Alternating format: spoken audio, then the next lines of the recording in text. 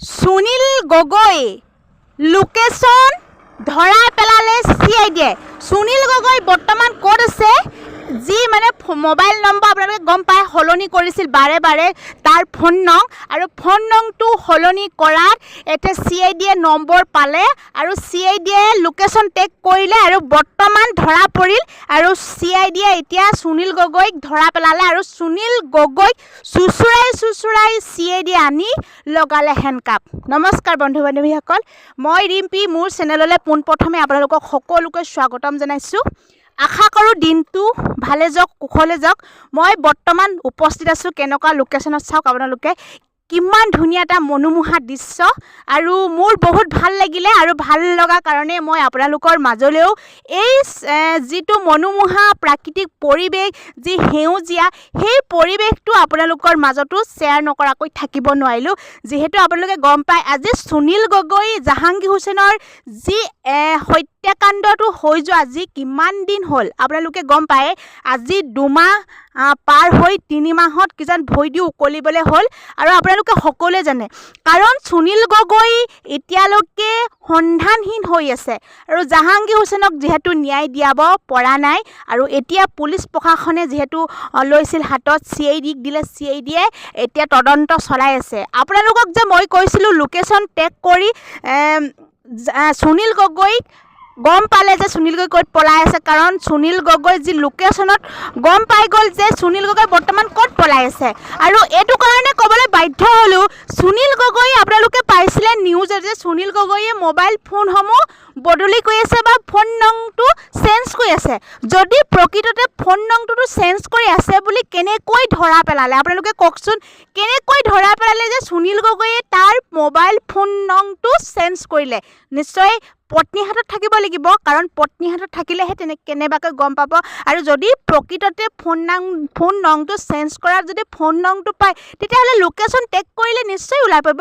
মানে ক্ৰাইম ব্ৰাঞ্চত যাব লাগে, ক্ৰাইম ব্ৰাঞ্চত গৈ লোকেশ্যন টেগ কৰিব লাগে, তেতিয়া সুনীল গগৈ ক'ত মানে পলাই আছে A to Z গম পাব, নহয় জানো? কাৰণ আমিও বিচাৰোঁ হত্যাকাৰীয়ে মানে শাস্তি পোৱাটো বিচাৰোঁ। ইফালে আকৌ YBI ট্ৰেডিং চাওকচোন, সুনীল গগৈ হত্যাকাণ্ডটো নৌযাওঁতেই আহিল ৰমেন বৰুৱাৰ হ'ল সন্ধানহীন।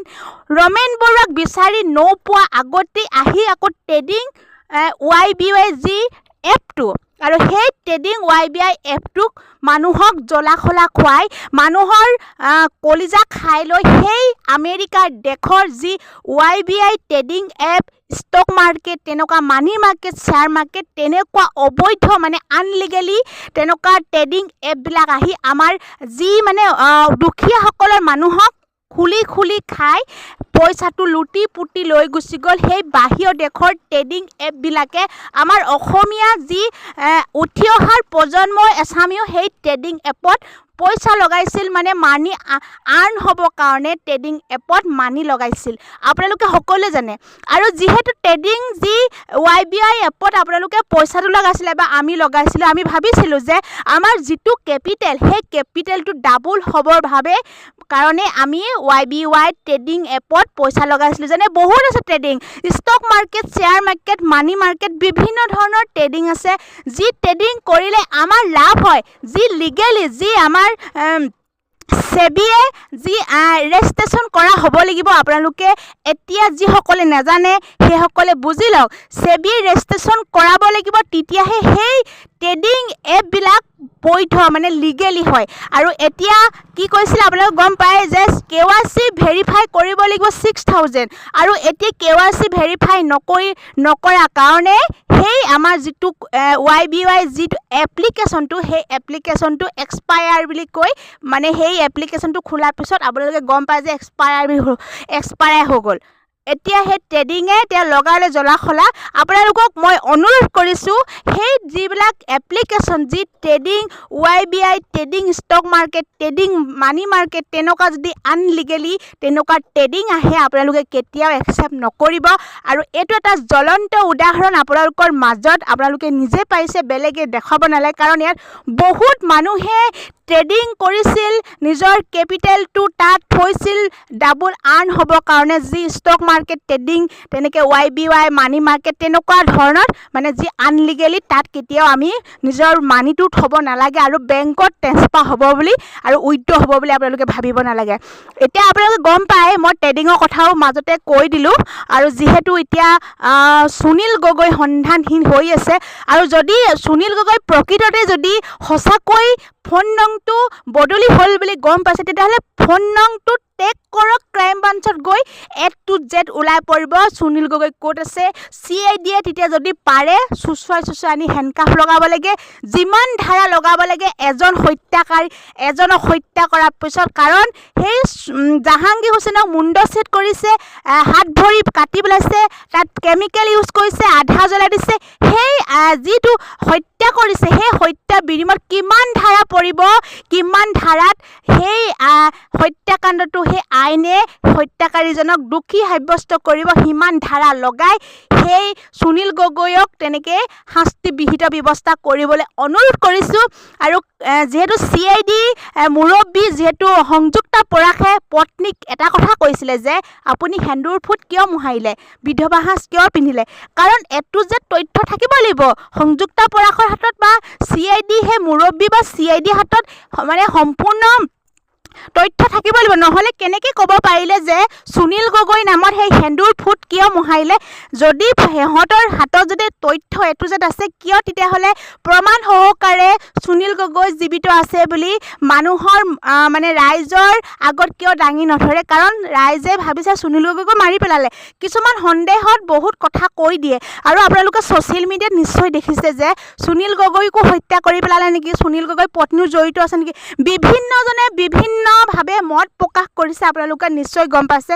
আমি ৰহস্য ফাদিল হোৱাটো বিচাৰোঁ, কাৰণ আমি সুনীল গগৈ আৰু জাহাংগীৰ হুছেইনৰ হত্যাকাণ্ডটোৰ পৰাই আমি মাত মাতি আহিছোঁ যে প্ৰকৃত হত্যাকাৰী পোহৰলৈ আহিব লাগে। আৰু কাৰণ সুনীল গগৈৰ লগত আন বহুতো চাগে জড়িত আছে, কাৰণ কেতিয়াও সুনীল গগৈ অকলে এইখিনি কাম কৰি দিব পৰা নাই, হত্যা কৰি দিব পৰা নাই সঁচাকৈ, কিন্তু লগত তৃতীয় চতুৰ্থ পঞ্চম ব্যক্তি জড়িত থাকিব লাগিব, কাৰণ এজন ব্যক্তি কেতিয়াও অকলশৰে মাৰি কাটি ডিঙি কাটি মুণ্ড ছেট কৰি মাথাটো ক'ৰবাত পেলাই নিব নোৱাৰে, সেইটো সম্ভৱেই নহয়।